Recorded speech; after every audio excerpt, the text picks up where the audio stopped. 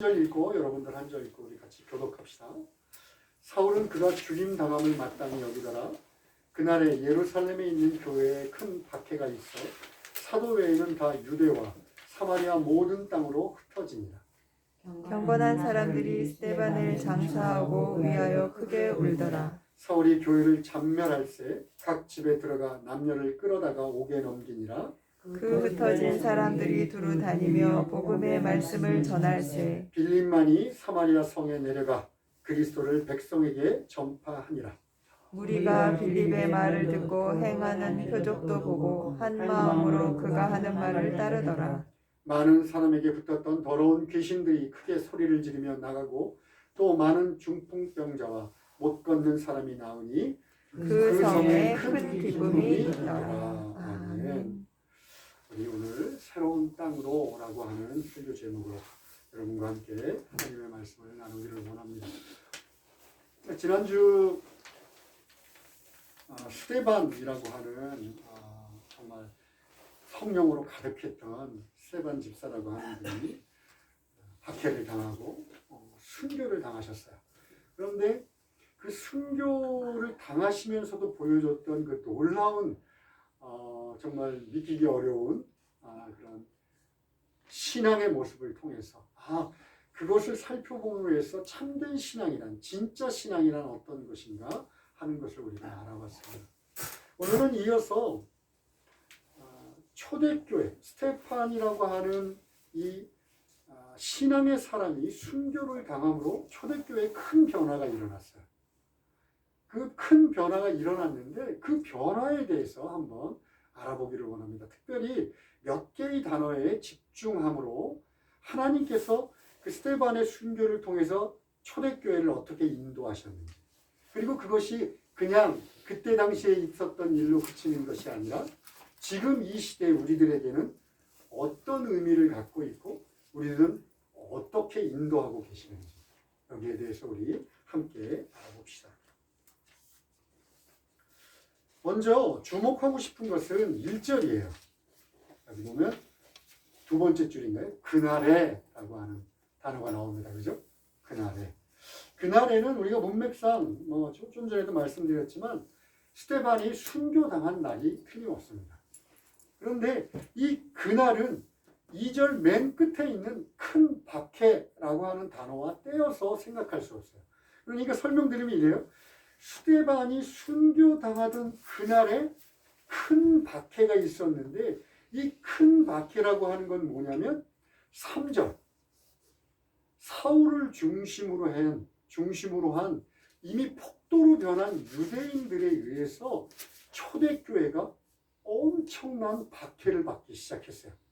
그러니까 그날, 바로 그날, 스데반이 순교당한 그날부터 시작해서 초대교회는 이제 박해가 시작됐습니다. 그것도 엄청난 박해였어요. 막 집집마다 사도 바울이 개심하기 전이니까 사울이죠.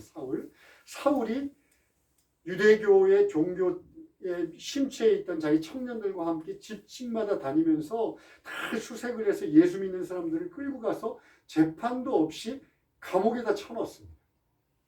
여기 보면 큰 박해라고 되어 있는 이 큰이 헬라어로 메가스예요. 메가스.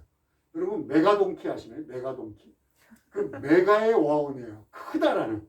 메가동키라는 뜻이 돈키호테 중에 큰 돈키호테라는 뜻이거든요. 그러니까 메가스라고 하는 이 단어가 헬라어가 큰이라는 의미도 있지만 그 의미와 함께 지독하다, 악랄하다, 시끄럽다 이런 의미도 포함하고 있어요.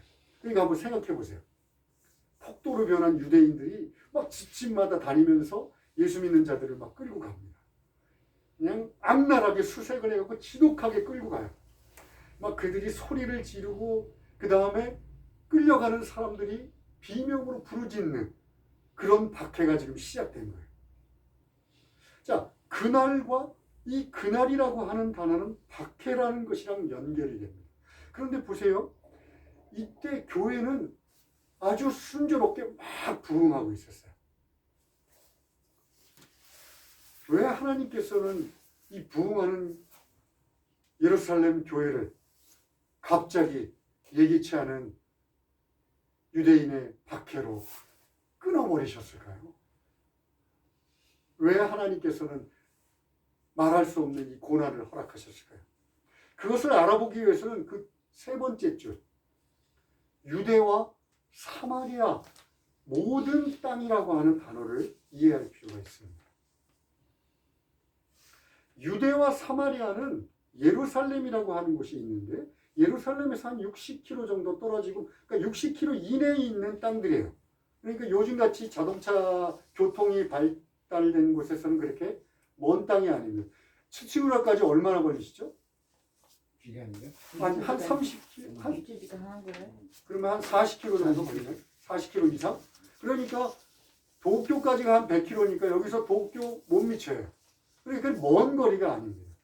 그런데 그 당시 사람들에게 꽤 먼 거리였던 것 같아요. 그런데 여기서 유대와 사마리아 모든 땅이 정말 중요한 것은 그들이 박해를 피해서 도망간 그 먼 땅, 물리적인 거리가 있는 것이 아니라 정말 중요한 것은 영적인 거리예요. 갑자기 영적인 거리라니까 이해하기 어려운데 좀 설명을 드릴게요. 예수님께서 부활하시면서 이스라엘 백성들한테 특히 제자들에게 하셨던 명령, 사도행전 1장 8절의 명령 혹시 기억하고 계신가요? 사도행전 1장 8절의 명령 한번 볼까요? 시작. 오직 너희에게 성령이 임하시며 너희가 권능을 받고 예루살렘과 온 유대와 사마리아와 땅 끝까지 이르러 내 증인이 되리라 하시니라. 보세요. 너희가 성령이 임했어요. 교회라는 것이 성령이 임해야지만이 생기는 거니까. 성령이 임했어요. 그들이 권능도 받았어요. 베드로 한 번 설교에 막 3,000명이 돌아왔습니다. 권능도 받았어요. 그러면 예루살렘에 있어요. 이 사람들은 지금. 그럼 예루살렘 다음은 어디예요? 예루살렘 다음 가야 되는 거. 유대와 사마리아 땅이에요.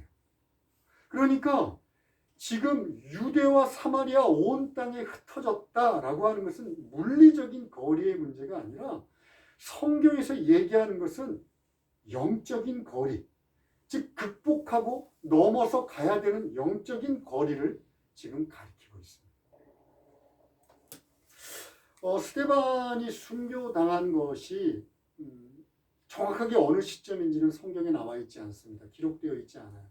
그런데 전승이라든가 또 성경의 여러 자료, 성경 이외의 여러 자료들을 찾아보면 예수님께서 그러니까 십자가에 달려 죽으시고 부활하신 그 다음 해, 그러니까 1년 정도가 지난 시점이라고 모두가 추측하고 있습니다. 6월절 행사, 6월절로 사람들이 많이 예루살렘에 모여있던 때라고 추측하고 있어요. 자, 그렇다면 1년 정도 지난 시점에 교회는 어떻게 됐냐면 엄청난 숫자로 부흥했어요. 사람들 말이, 학자들의 말에 좀 달라요. 그런데 적어도 15,000명 정도가 그 당시 예루살렘 인구의 거의 몇 프로에 해당하는 사람들이 크리스찬이 되었다라고 얘기해요. 여러분 1년 정도 된 시점인데도 아직도 이들은 유대와 사마리아 땅으로 가지 않습니다. 예루살렘에 다 모여 있어요. 왜 그랬을까요? 예루살렘에 왜 모여 있어요? 여러 가지 이유가 있을 거라고 생각돼요. 아마 예수님의 명령을 잊어버리지는 않았을 거예요.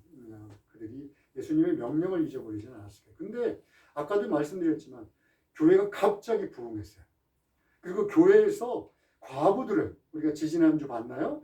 과부들의 멘도를 다 봐주고 정말 아름다운 교제, 그리고 살아있는 예배를 막 드려요. 그러니까 그 은혜가 너무 좋았을 수도 있을 것 같아요. 흩어지지 않고 싶을 수도 있었을 것 같아요. 그런데 오늘 우리들이 주목해야 하는 것은 그들이 아직도 예수를 믿었음에도 불구하고 유대인 공동체라고 하는 그 테두리를 벗어나지 못하고 있었어요. 좀 설명이 필요할 것 같은데 예수를 믿은 모든 사람들은 다 유대인들이었습니다. 그러니까 다른 이방인이었다 하더라도 유대교를 믿으면 유대인이 되는 거예요. 개종자들인 거예요. 유대교를 믿은 개종자, 이방인이라 하더라도. 또 각 지역에 흩어졌다가 돌아온 사람들도 다 유대인들이에요. 그리고 물론 뭐 유대 지역, 이스라엘에서 나서 자란 사람들은 다 유대교를 중심으로 있는 사람들이에요. 그러니까 예수를 믿었다고 하지만 그 당시는 유대교의 가르침과 유대교의 습관 안에 있던 사람들이에요. 그리고 이 사람들이 어떻게 생각했냐면 자기들은 유대교의 한 분파라고 생각했어요. 유대교와 자기들을 분리해서 생각하지 않았어요. 우리는 유대교 중에 예수 그리스도가 메시아이심을 믿는 한 분파야. 이렇게 생각을 했어요. 그런데다가 유대교는 뭘 중심으로 하는 종교냐면 신전을 중심으로 해요. 신전. 그래서 바벨론 포로에서 돌아오자마자 세운 게 바로 신전이잖아요. 신전을 중심으로 하는 종교니까 신전이 어디 있었어요? 예루살렘에 있었어요. 그러니까 예루살렘을 벗어날 생각을 하지 않은 거예요. 거기에 더해서 유대인들한테 이방인은 어떤 존재냐면 사마리아 사람들을 포함해서 이방인들은 어떤 존재냐면 지옥의 불쏘시개 같은 존재예요. 구원받을 수 없는 자들이에요. 그러니까 당연히 예수님이 이렇게 명령했지만 지옥의 불쏘시개 같은 자들한테 우리가 꼭 가서 복음을 전해야 되나? 필요성을 못 느꼈을 수도 있어요. 아니면 그래 나중에 하지 뭐 나중에 하고 차일피일 내일 하면서 미적미적 뒤로 밀어놨을 것입니다.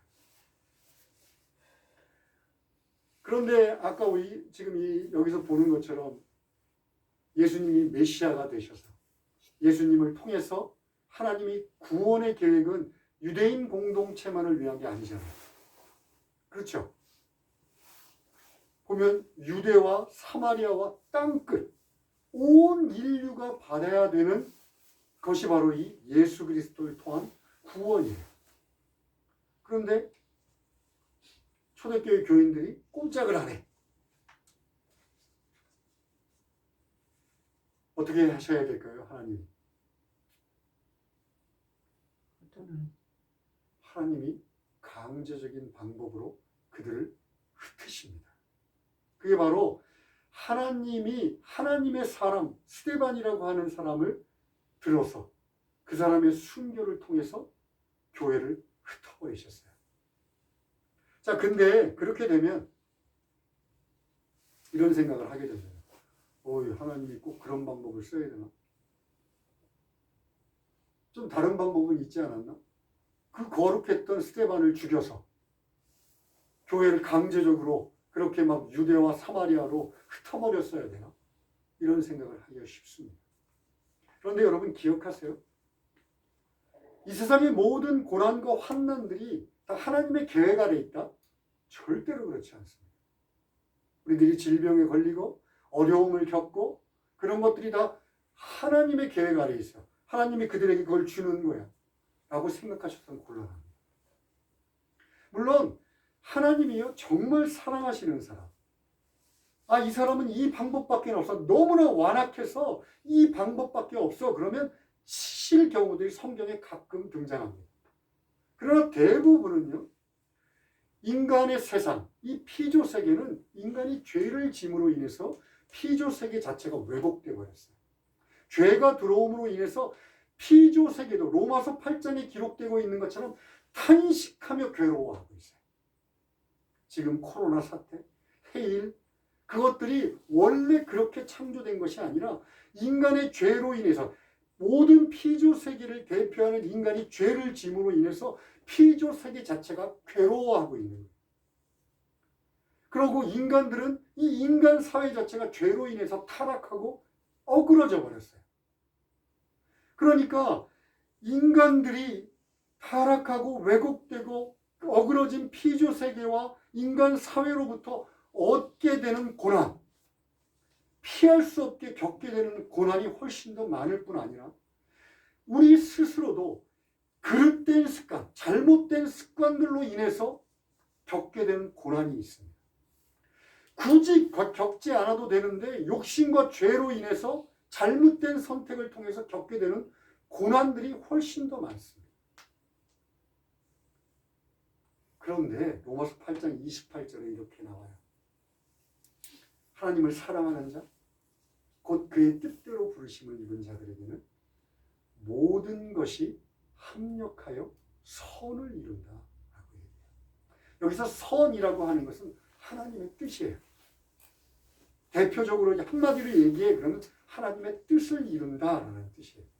그러니까 우리 인간들이 자기의 잘못이든 수치스러운 어떤 기억이든 아니면 왜곡된 피조 세계로 인하여든 아니면 이 인간 사회의 타락한 구조적 악으로 인해서이든 고난을 받게 될 때 하나님이 택하시는 자, 하나님이 택하신 자들은 그것들을 사용해서 하나님의 선하신 뜻을 이루신다라고 하고 이해하는 것이 가장 옳습니다. 오늘 초대교회에 허락된 이 고난은 유대인들, 메시아에 대해서 잘못된 신앙을, 성경을 잘못 이해함으로 인해서 그릇된 메시아 신앙을 갖고 있던 자들이 그 그릇된 메시아 신앙을 깨닫지 못하고 오히려 폭력을 써서 메시아 대신 예수 그리스도와 그를 따르는 초대교회를 박해함으로써 생기게 된 고난이에요. 그 죄로 인해서 일어난 것입니다. 그런데 하나님께서는 그것을 사용하셔서 당신의 뜻, 사회적 인습, 종교적인 인습, 도저히 자기들끼리서는 자기들 힘만으로는 극복하지 못하는 그 벽을 뛰어넘어 하나님의 뜻을 이루도록 그들을 밀어내신 거예요.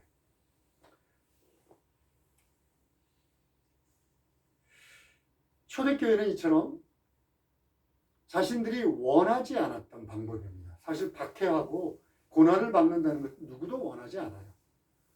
그런데 비록 박해와 고난이긴 했지만 그들은 이것을 통해서 두 가지를 성취했어요.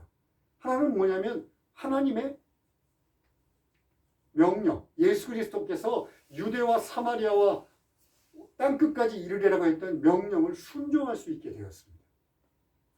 또 하나 중요한 사실이 있는데 이들은 자신들의 정체성이 무엇인지를 이제서야 깨닫고 확인할 수 있었어요. 우리는 유대교의 한 분파가 아니구나. 새로운 시대에 하나님께서 비밀처럼 감추어뒀던 교회의 시대의 크리스찬이구나 라고 하는 것을 알 수 있게 된 거예요. 여러분, 본문의 그날이라고 하는 것은 2000년이라는 시간과 또 공간을 뛰어넘어 우리들에게도 여전히 다가옵니다.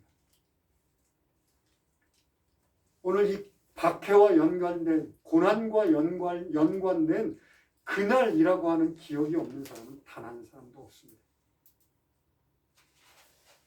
인생을 살면서 이 고난이라고 하는, 오늘 초대교회 교인들이 겪었던 것처럼 사회적인 구조적인 악, 여러 가지 어려운 상황들, 환경의 문제 이런 것들로 인해서 불시에 겪게 되는 고난도 물론 있겠어요. 그러나 자기의 잘못, 자기의 죄, 수치스러운 죄, 기억하기 하기 싫은 실수들, 그래서 그날이 정말 그날로 돌아갔으면 하고 후회되는 그 모든 순간들을 겪지 않고 사는 사람들은 단 한 사람. 누구나가 겪습니다. 사랑하는 사람이 먼저 이 세상을 떠날 수도 있어요. 가족이 먼저 죽을 수도 있고, 사업이 실패할 수도 있고, 육신의 질병이 걸릴 수도 있고, 또 정신적인 스트레스로 인하여 우울증, 우리 그 어린 신바군 같이 어린애들이 겪고 있는 우울증 같은 정신병이 걸릴 수도 있습니다. 이혼의 아픔, 자녀의 반항, 아니면 불시에 찾아오는 허무감, 이것들로 인해서 어쩔 줄 모르는 경우들이 누구에게나 있습니다.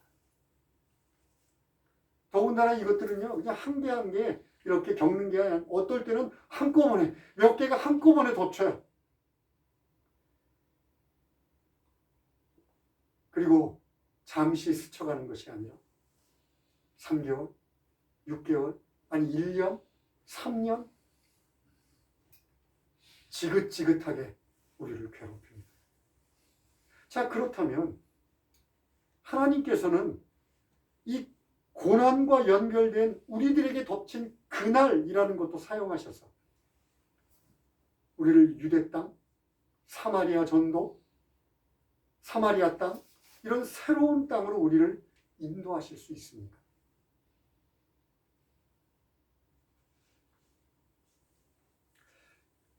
여러분, 모든 사람이 고난을 겪는다고 해서 다 하나님의 인도하심을 따라서 하나님께서 인도하는 땅으로 가는 것 아닙니다. 오히려 많은 사람들이 불평불만하고 이 세상 탓하고 환경 탓하고 심지어 하나님께 원망하면서 그렇게 고난 속에 있는 사람들도 더 많습니다. 아니면 자포자기하고 될 대로 되라. 이게 다 운명이지 뭐.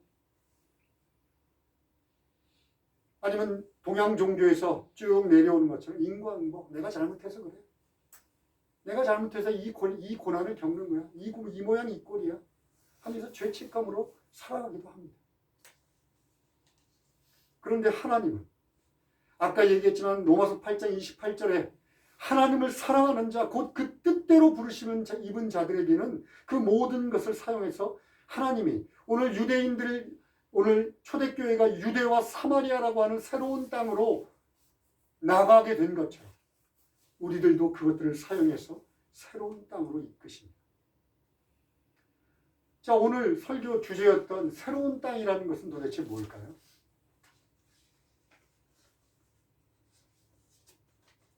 좀 어렵지만 내일이라는 땅입니다.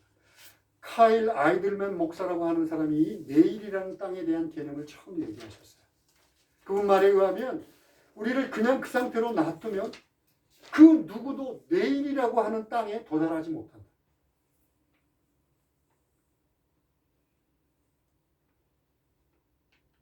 좀 설명이 필요하죠. 특별히 영적인 세계에서는 그냥 가만히 놔둬서는 단 한 사람도 스스로의 힘으로 내일이라고 하는 땅으로 갈 수 없습니다. 여러분 많이 경험하실 거예요. 또 스스로도 경험했을 겁니다. 내 사랑하는 사람들, 또 스스로가 예수 믿자 그러면 내일 믿지 뭐. 내일.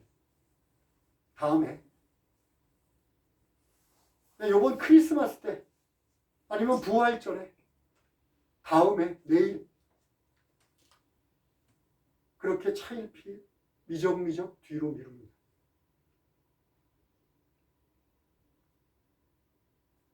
여러분 정말 큰 변화가 일어나지 않으면 그들의 삶에 뭔가 기둥이 흔들리지 않으면 그들의 삶은 내일 다음에 끊임없이 내일 이루어질 그 구원의 땅을 밟지 못합니다. 여러분 그들만 그렇습니다. 예수 믿은 우리들은 밟지 못하는 땅이 없나요? 내일이라고 하는 땅이 없습니까? 내일부터 열심히 믿지. 다음 주부터 열심히 믿지. 야, 아직은 젊고 해야 될 것도 많고 좀 나이 들어서 힘없고 아니면 병 걸려서 어려워지면 그때 믿지 뭐. 그때 열심히 믿을게. 지금은 눈에 부시는 것들도 너무 많고 해야 될 것도 너무 많고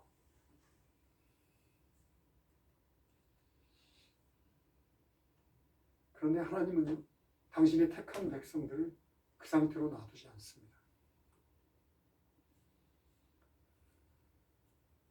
정말 하나님이 사랑하시고 예수 그리스도를 믿어서 예수 안에 거하는 사람들이라면 하나님은 그 상태로 헛 방치하지 않으십니다. 여러분 분명히 기억해야 합니다. 내가 예수 믿은 사람인데 내가 예수 그리스도를 믿고 하나님의 자녀가 됐는데 언제까지 내 마음대로 살 수 있다는 생각 버려야 합니다. 하나님은 당신의 백성이 이 세상과 구별돼서 참으로 소중한 인생을 살기를 간절히 원하십니다. 아멘. 그렇기 때문에 강제적인 방법을 쓰실 수도 있어요. 아니, 인간이라는 누구나 겪는 고난들을 통하여 그 방향을 틀어서 당신이 원하시는 땅으로 밀어 들여보내는 경우가 많이 있습니다.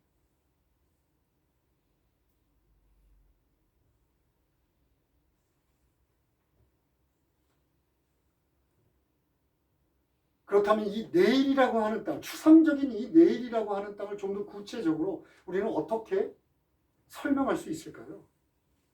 수데반이 순교를 당했어요. 그래서 그날부터 시작해서 말할 수 없는 엄청난 박해가 이루어졌습니다. 사람들은 부랴부랴 짐을 싸서 막 흩어졌어요. 4절을 보니까 흩어졌다. 온 땅에 흩어졌다. 이렇게 돼 있어요. 그들이 온 땅에 흩어지면서 이야 랄라랄라 기쁜 마음으로 막 웃으면서 가는 곳마다 승리자의 입장으로 그렇게 그 땅에 도착했을까요? 아니죠. 두렵고 떨리는 마음. 이야 정말 황당하고 당황스러운 마음을 갖고 보따리 하나만 지고 온 땅에 흩어졌을 것입니다. 그런데 보세요. 4절. 그 흩어진 사람들이 두루 다니며 복음의 말씀을 전하였어요. 빌립이 사마리아 성에 내려가 그리스도를 백성에게 전파하리니.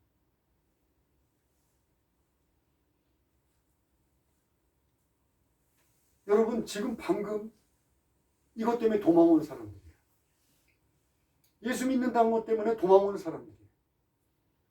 근데 그 사람들이 도착한 그 땅에서 특별히 5절로부터 시작해서 8절까지 이 빌립이라고 하는 7집사 중에 한 사람입니다. 이 7집사 중에 한 사람인 빌립을 통해서 말도 되지 않는 기적을 행했는데 빌립이 전한 것은요. 윗절에 4절에서는 복음의 말씀을 사람들이 전했다고 하는데 복음의 말씀 이퀄 누구냐? 그리스도를 전했어요. 그리스도. 여러분 도망간 그 자리에 만약에 그리스도가 우리들에게 찾아오시지 않았다면 그들은 복음을 전할 수 없습니다. 그리스도를 전파할 수 없습니다. 자기들이 도망간 그 자리에 그리스도께서 같이 따라오셨어요. 그래서 그들과 함께 하십니다. 그들의 고난 중에 그리스도가 함께 하시는 걸 경험하는 거예요. 내가 비록 도망쳤지만 나와 함께 같이 고난받으시고 때로는 놀라운 능력으로 때로는 너무나 큰 사랑으로 나를 위로하시는 그분을 만났기 때문에 그들이 그리스도를 전하는 거예요. 이 그리스도와 함께하는 땅, 이 땅이 바로 유대와 사마리아 땅이고 이 시대를 살아가는 우리들이 내일이라고 밟지 못한 그 땅이 바로 이 땅입니다.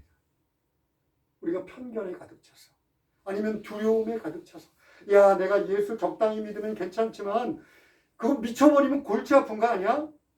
야 이 세상 거 다 잊어버리고 나는 정말 무미건조한 삶을 살지도 몰라. 어떤 정말 재미없는 어떤 목사처럼 맨날 그렇게 살면 야 나는 그거 싫어. 이런 편견과 두려움으로 주저주저하며 있던 그 땅에 실제로 발을 디디니까 그리스도와 동행하는 삶이 되는 거예요.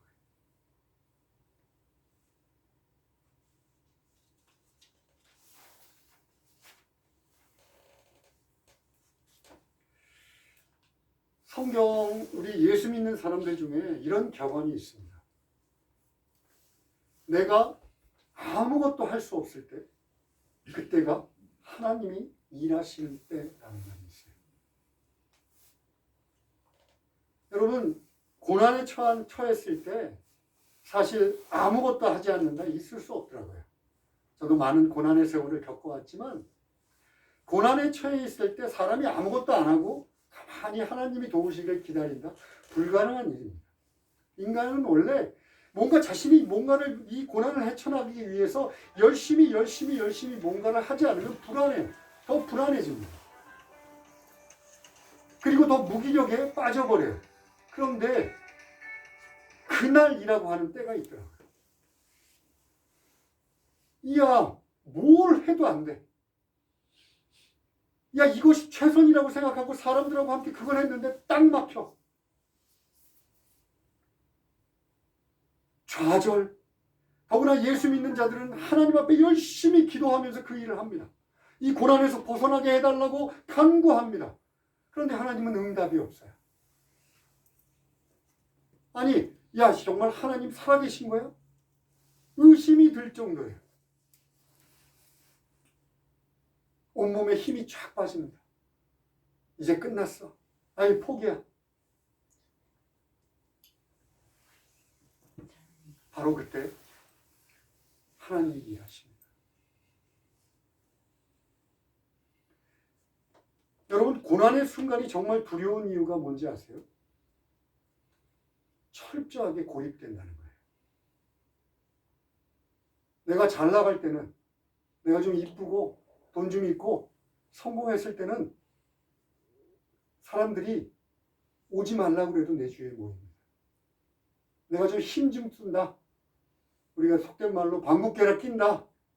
그럼 주변에 사람들이 몰려들어요. 너 잘났다, 너 잘났다. 칭찬도 합니다. 그런데 고난의 순간 점점 사람들이 손을 끊습니다. 아니, 사람들이 떠나는 것도 두렵지만 스스로가 벽을 만들어요. 사랑하는 사람이 옆에서 위로하고 격려하고 또 자기를 돌본다 하더라도 진짜 고난에 빠져 있는 사람들은요, 보이지 않아요. 캄캄한 어둠 속에 혼자 있는 것 같습니다. 사람들의 위로는요, 귀에 들어오지 않습니다. 그런데 예수님이 찾아오시는 것은 우리가 거부할 수 없습니다. 여러분, 분명하게 얘기합니다. 내가 고난 중에 예수 그리스도를 믿어서 예수 그리스도와 동행하고 있는 그날에 예수님이 찾아오시면 그 누구도 이 예수 그리스도가 오시는 것을 막을 수 없습니다. 예수님은 오셔서 먼저 우리를 위로하십니다. 내가 너와 함께한다. 내가 너의 고난을 충분히 이해한다.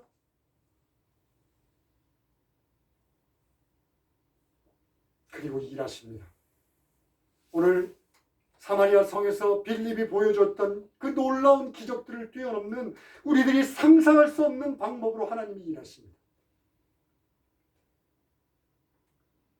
이것이 하나님의 자녀들을 향해서 고난의 순간 찾아오셔서 우리들을 일으켜 세우시고 위로하시고 새로운 땅으로 인도하셨던 그 땅입니다.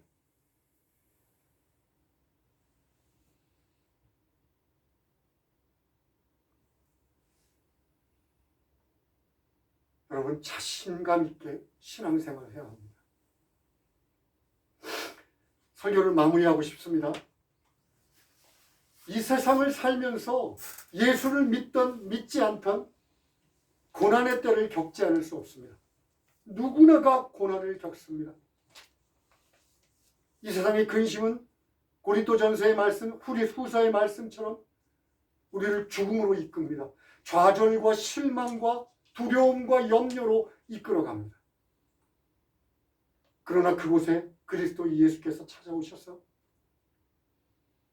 그리스도 예수를 통해서 함께 동행하는 그 광야의 땅은 오히려 고난이 기쁨으로 바뀌고 죄가 화관으로 바뀌고 아무것도 없던 절망의 땅이 희망의 땅으로 바뀌는 놀라운 은혜의 땅이기도 합니다. 여러분, 하나님 없이 견디기 어려운 그 고난, 하나님을 믿으면서도 견디기 어렵다는 그 고난을 하나님 없이 어떻게 견디시라? 예수 그리스도와 동행하지 않고 이 세상을 내 마음껏 살다가 그 끝지점, 아직 도달하지 못한 내일이라고 하는 땅을 밟지도 못한 그 끝지점에서 여러분들은 무슨 후회를 하려 하십니까?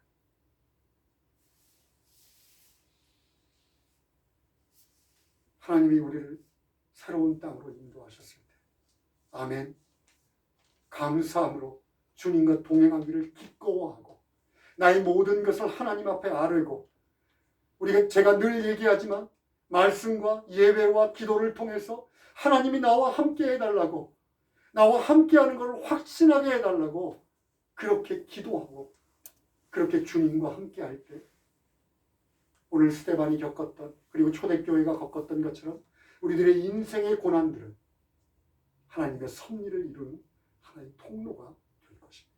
아멘. 기도합시다. 하나님 아버지, 감사합니다. 저희들이 살면서 어찌 즐거운 일만 있겠습니까? 그러나 주님이 함께 하시며 고난 속에 우리가 기쁨을 보고 고난 속에 희망을 발견하고 또한 실제적으로 도우시는 하나님을 경험하게 될 줄도 믿습니다. 아버지, 도와주셔서 우리들이 이 믿음 가지고 하나님께 아뢰고 기도하고 하나님과 가까이 하는 인생 될 수 있도록 도와주시옵소서. 예수님의 이름으로 기도합니다. 아멘.